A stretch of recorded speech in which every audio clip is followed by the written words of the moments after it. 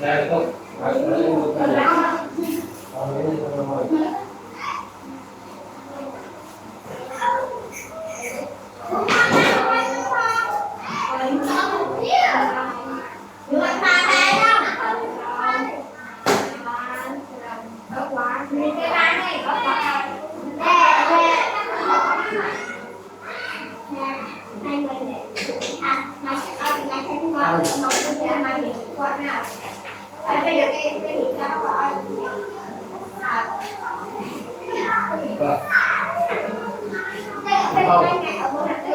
Không. Ra vậy không?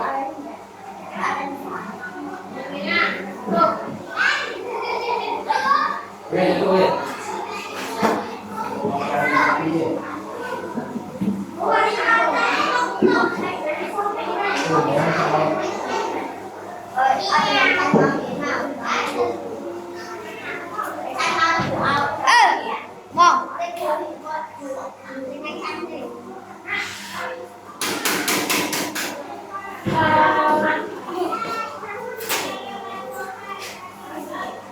Sao bạn cũng có rồi.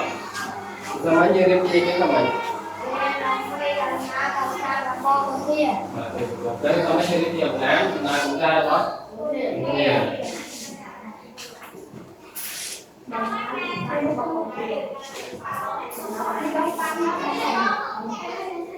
Tại mà đây. Chân bên kia, ta còn kia nước nem phương làm còn phan thế này là nhỉ? Bé. Tầm tôi cái đấy.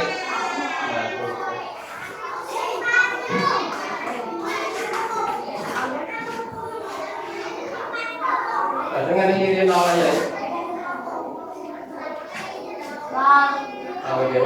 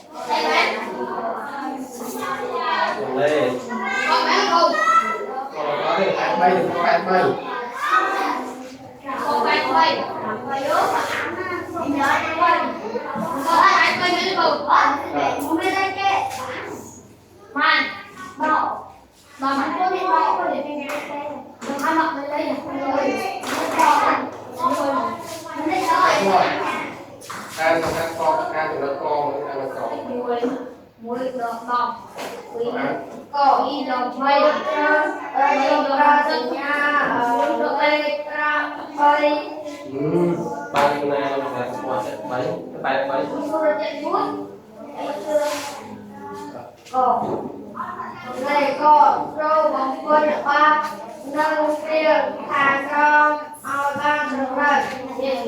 từ xa xe từ ngân xa điệp ra qua miền bên khơi cô rau cô nâng tinh cho bay mùi rau ba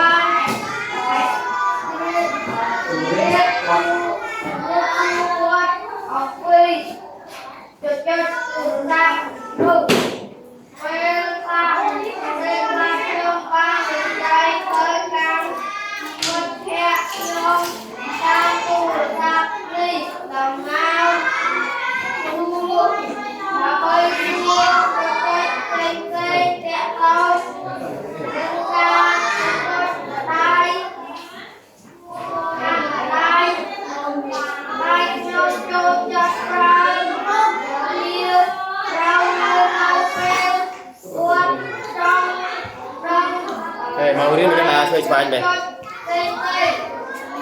Ghiền Mì Gõ để không bỏ lỡ những video hấp dẫn.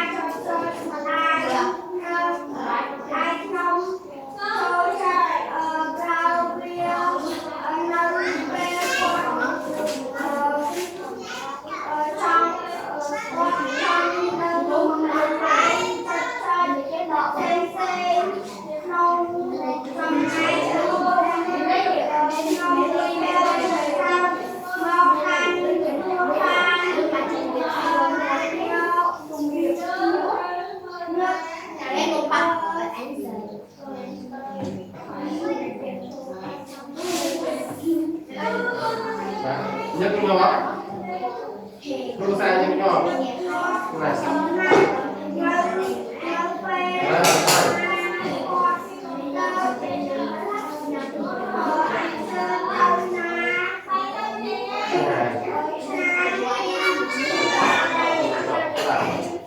nó bàn thôi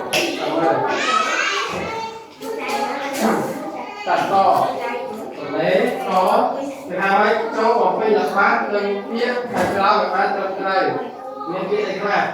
cô đổ sao te tủng đây và kia ra cô ở miếng đây mình xong tả nói cho người ta theo lên cái gì một nhóm tơ đồng tình cái gì cái này như thế ta đó là cái nhóm tết lần tính của người ta quay mồi và đó nhóm ba từng biết thu qua tầm phi cái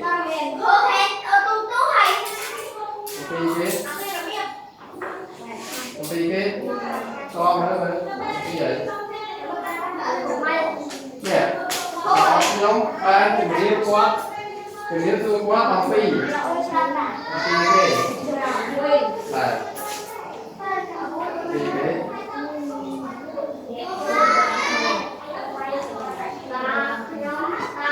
ở đây nè bố là cô nhóm tên đầu tiên của ta mình đưa nhóm hai mình biết tôi có học sinh của mình ở đây nè học sinh đi nhóm hai mình biết tôi có học sinh đi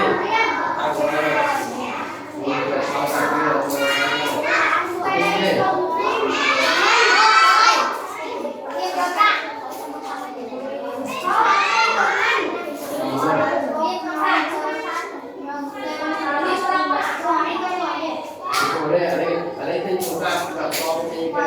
đây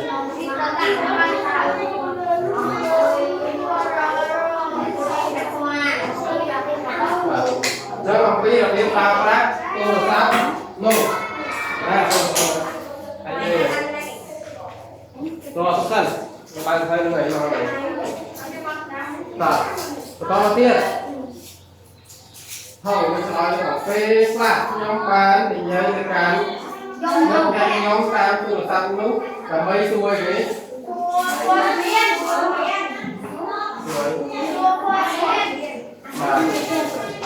rồi mấy xua qua là nhấn xây các xong lần ca cái này không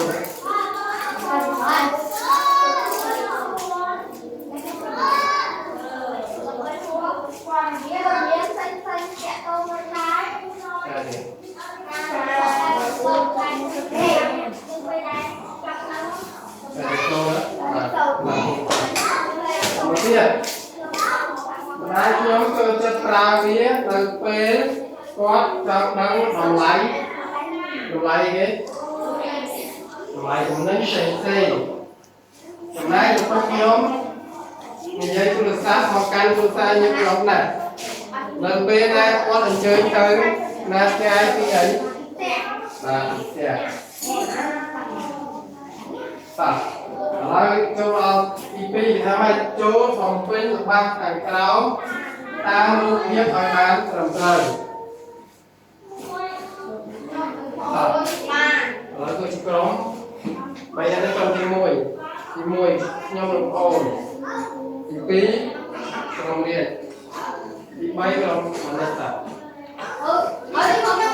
แบบเพื่อมวยและมวยทำให้โจ้ออกเป็นบางต่างเราตามรูปเรียบร้อยมาสองตรงมวยยอมลงโอนจะเจอเราเปิดปียังไงแบบปี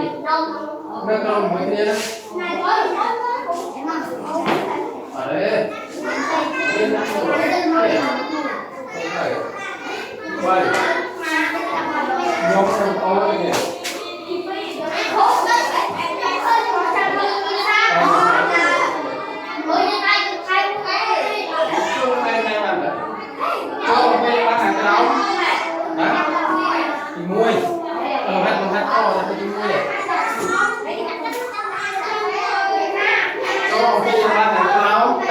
tiếp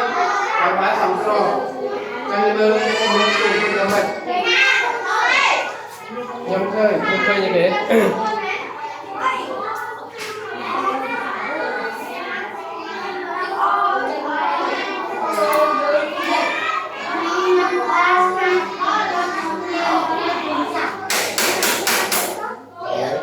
mới tiếp không muốn tiếp đâu anh không nữa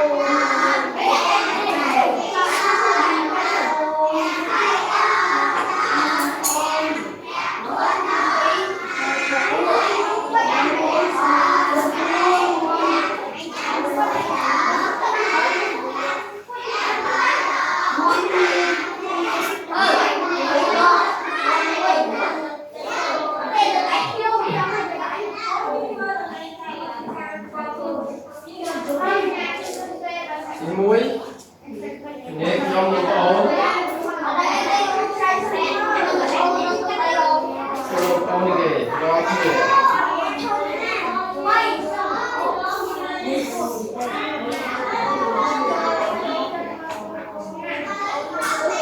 từng mấy bạn phòng rồi từng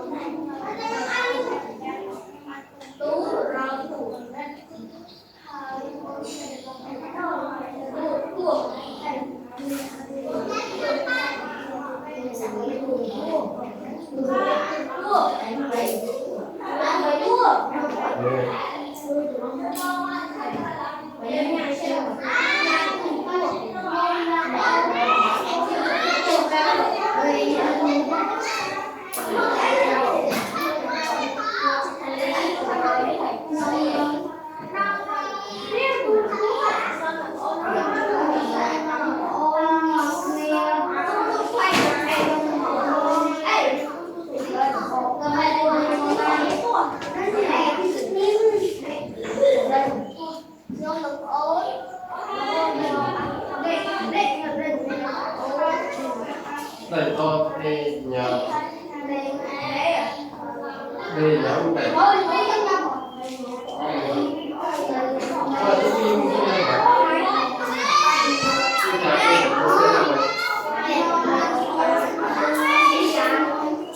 giống từ tôi kể gì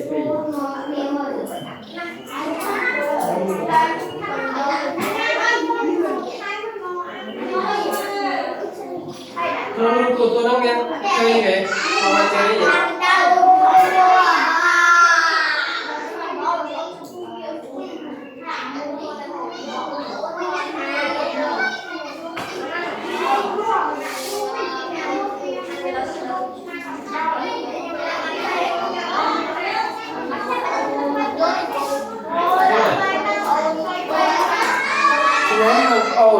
chân trong nó ngon niêm mờ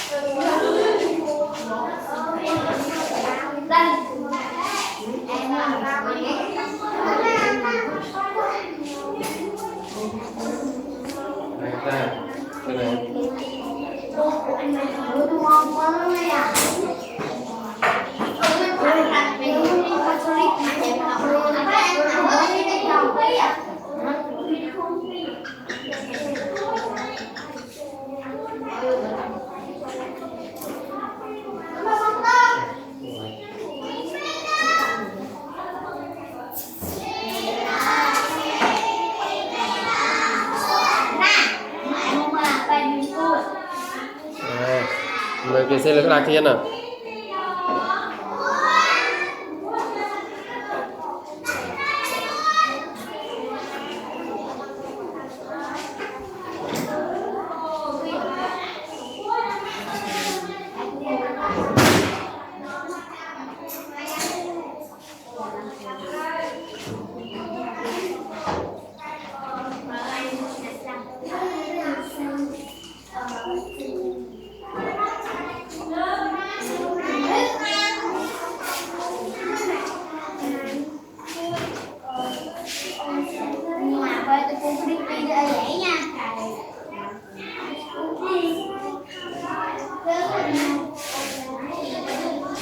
rồi con thiên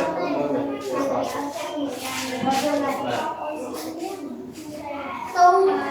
nó còn kia đâu con ra đây này ngon rồi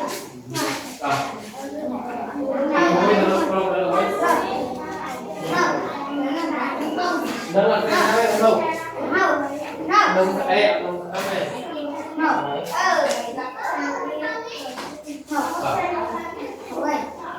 người nhóm nâng cố ba mong như người được tưởng ở bây giờ đang đặt nhóm nâng ôn trong nhóm ba mong như người đó chơi đấy rồi nhóm nâng ôn trong nhóm ba mong như người được tưởng thì bây trong ba cơn xóa còn cô nên đặt câu một cái tỏ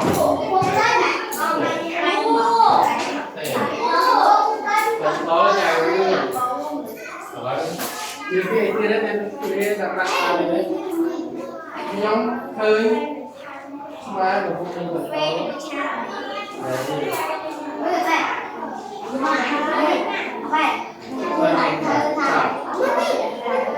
mà lên trong đi bay đấy trong đi bay đấy nhóm được khốn chơi chơi đấy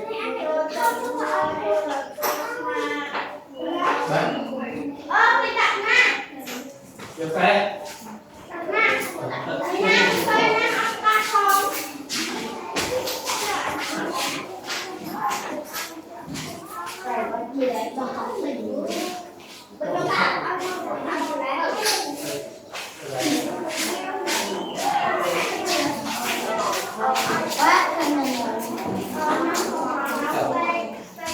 nhóm đồng khốn tôi chất mơ tuổi chút mà còn nói này nhóm đồng khốn được lại được lại được không tạo ra cho mấy co câu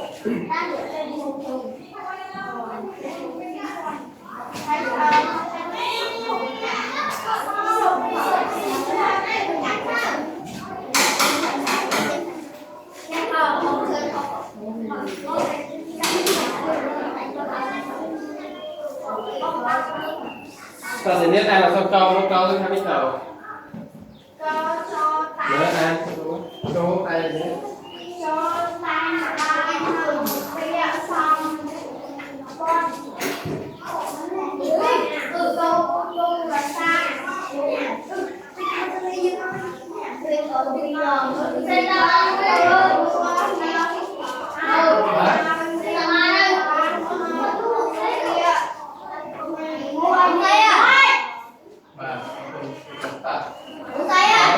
vừa cả câu nâng tôi đi nhiều ba là sao cao cao sao cao thì ta mới chối tay được phát đầu tiên kia kia mất ba không đẹp nuôi ba cái ăn vừa ăn này nó phù chối ba vừa cầu ăn là chúng ta ta mới chối tay được phát đầu tiên sống mất tôi được sát để chúc tôi được tuổi hỏi bán nuôi liêu không biết nuôi giờ ca hôm nay mà giờ một ca là bác không biết anh nên biết sống mất nuôi là về không biết đến cái tuổi tuổi không nên mà là bác của anh mơ nó không nên hả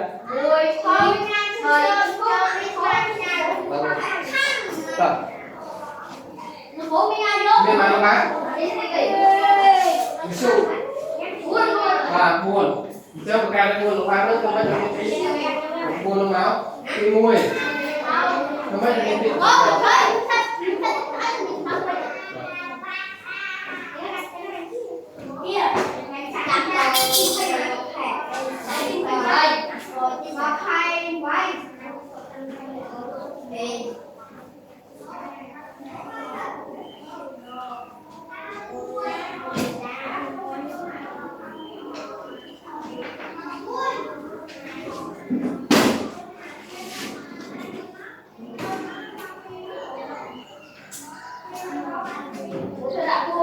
và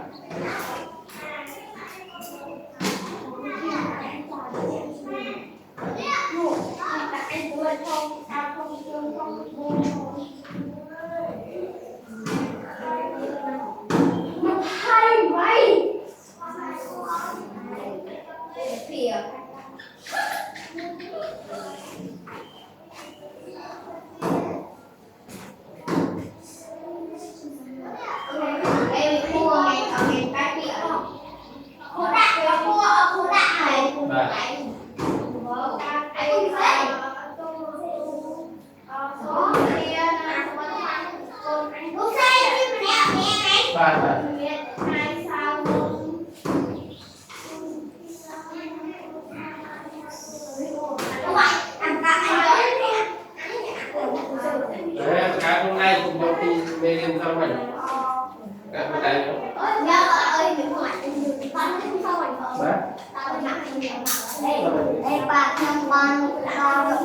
ở đây đây cá cái hôm nay mà cá ba của hôm nay mà cho biết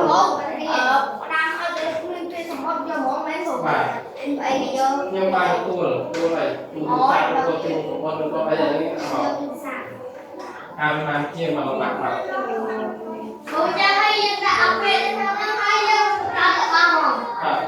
ở lớp hôm nay ở lớp hôm kia cô đó rồi mình cô chơi như tay mà nhóm ba đất cô từ cho cô được rồi kìa đi cô đấy ca ba mươi bật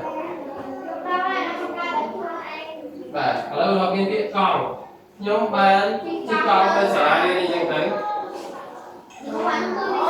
ba chúng ta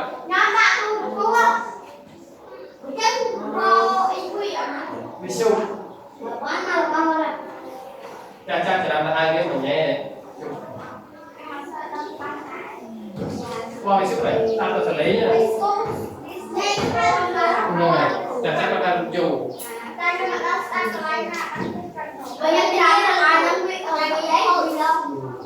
ở cái mẹ là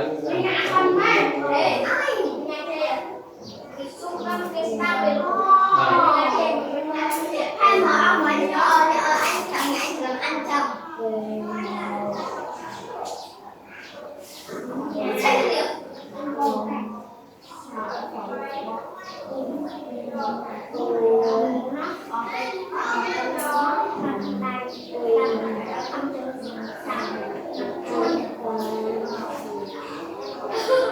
tại vậy cái là nhà này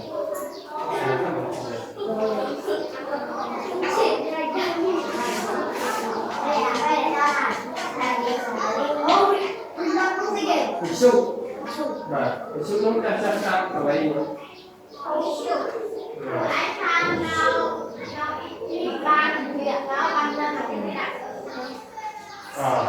giờ bị nó từ cái phà mũi đó là mấy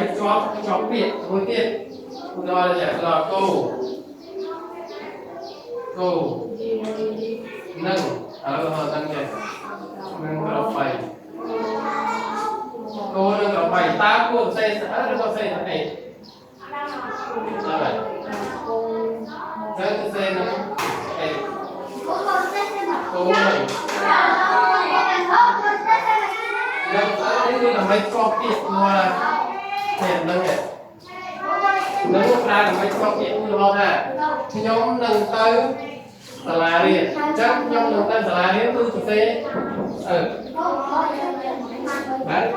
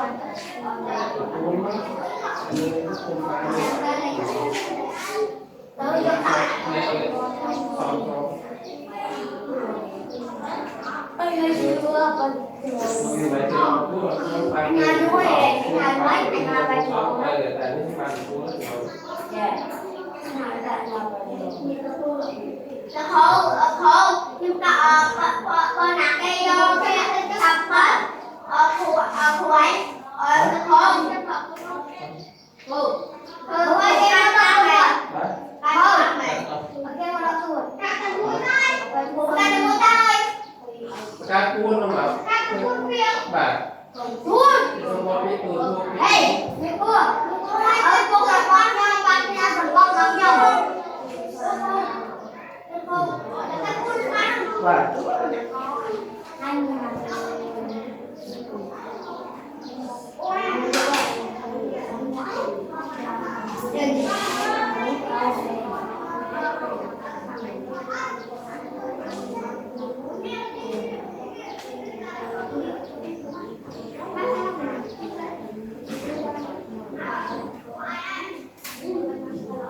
phải là tìm bấy cái gì không này cái phố này nó có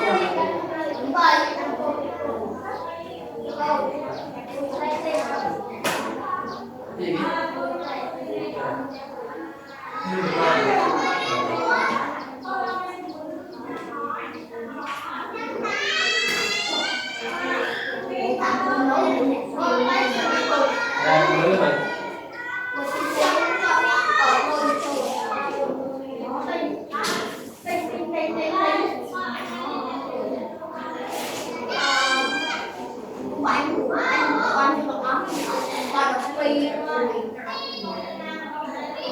con này là một từ là sai sao nên cái là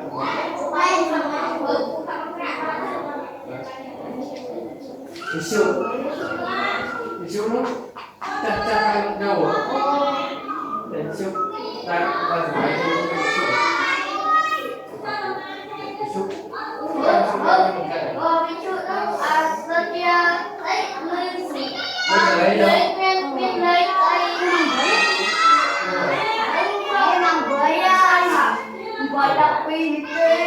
ai nè lấy nhập mua lấy mua bòi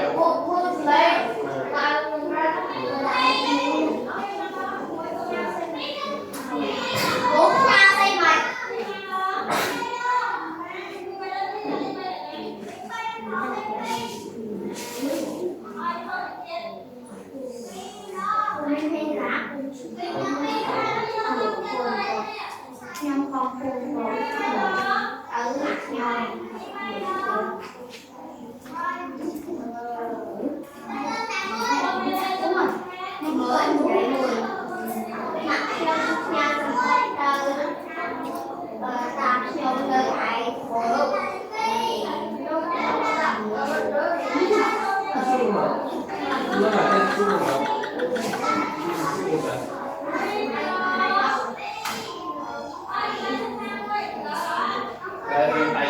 vậy nhưng mà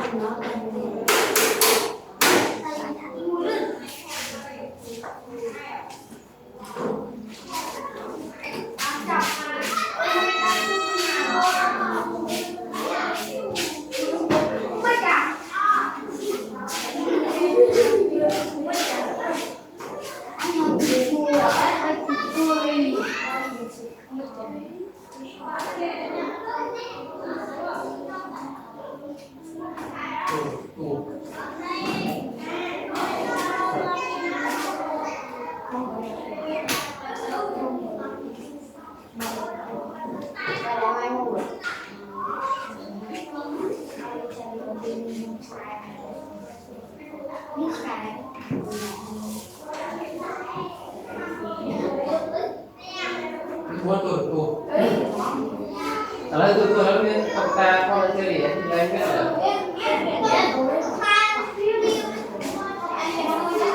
kalau cari ya lalu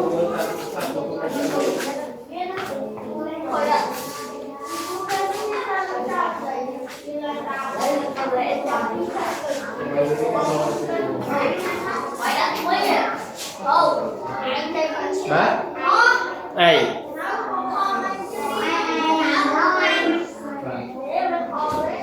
Ai phân thua mà ai phân thua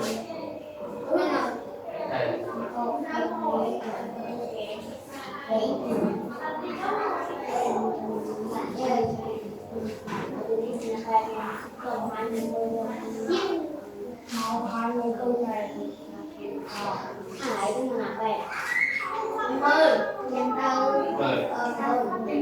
mơ này mơ ăn lẩu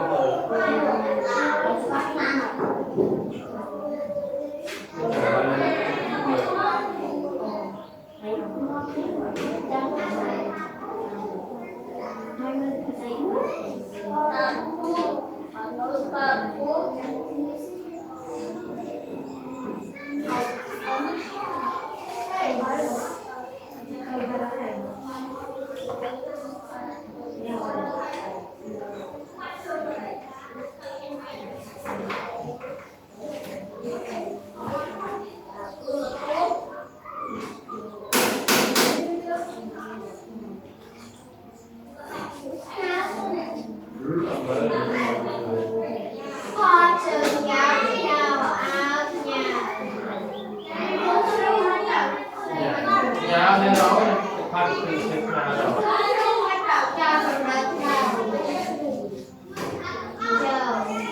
chú rồi chú của má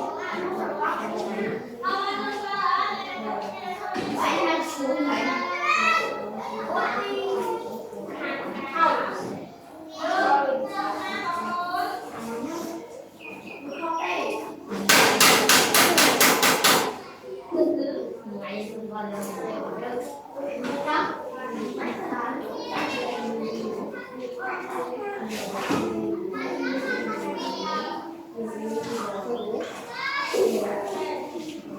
kamu ya, right? Wow.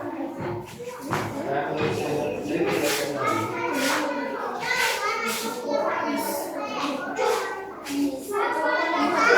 Hôm nay với anh một ở trên trước một tour.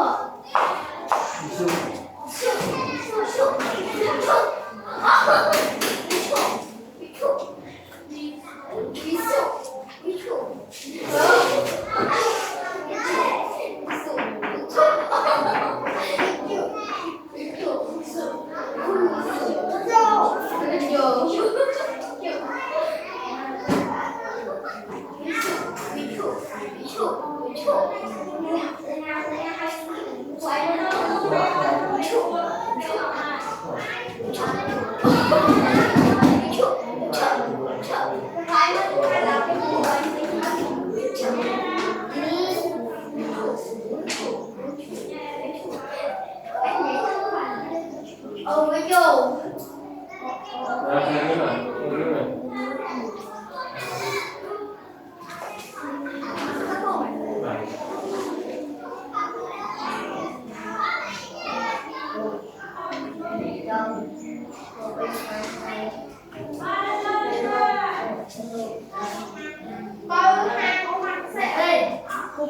Đúng quê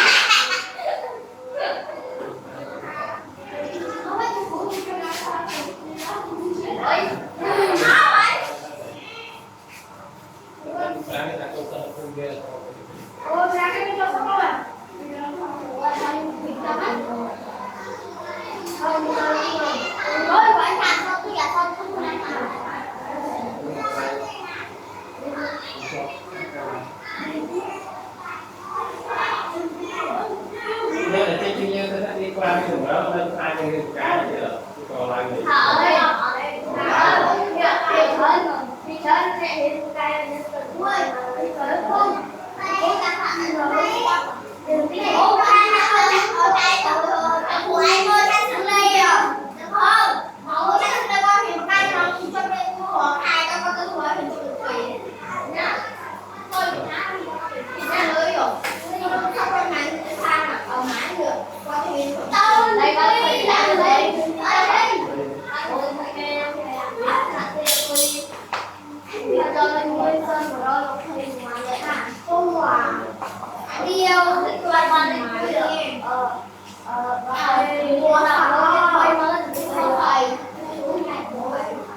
thế nào còn có như thế không có gì ra được về bữa giờ lên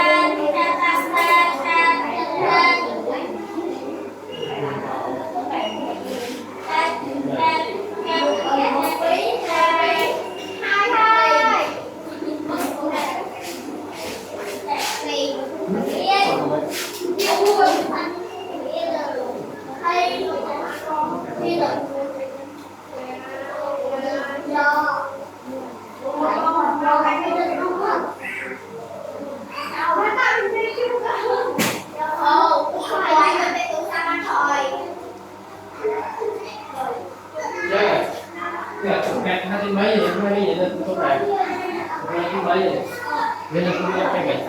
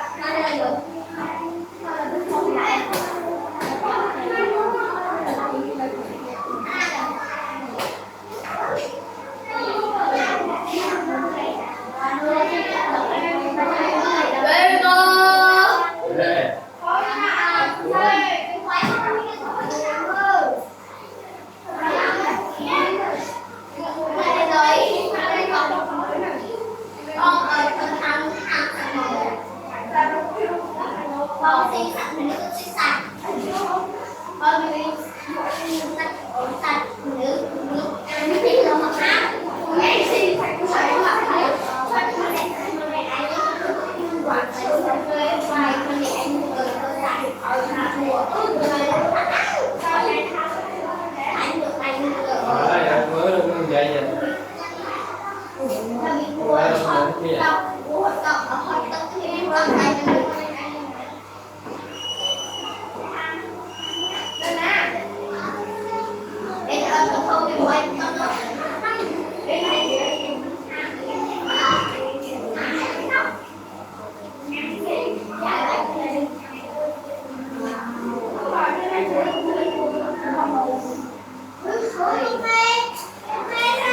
bác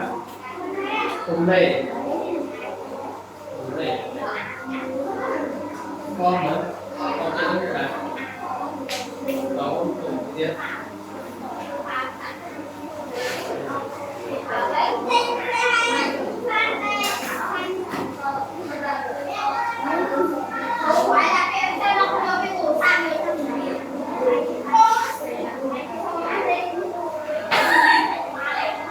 bảo về cái nhà với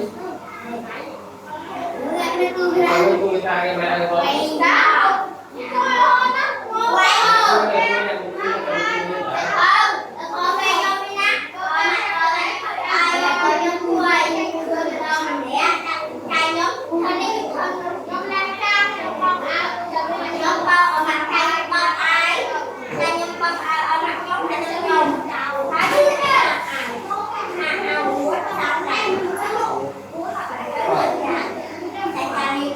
đây con thái con bò nhắm chui đi ra con nhắm đi tập đi nó quay lên cao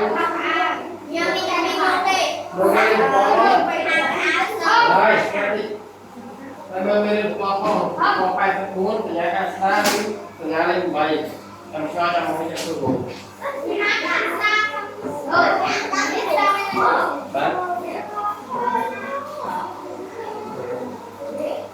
hỗ trợ đi mua xe mày hỗ trợ cho xe mày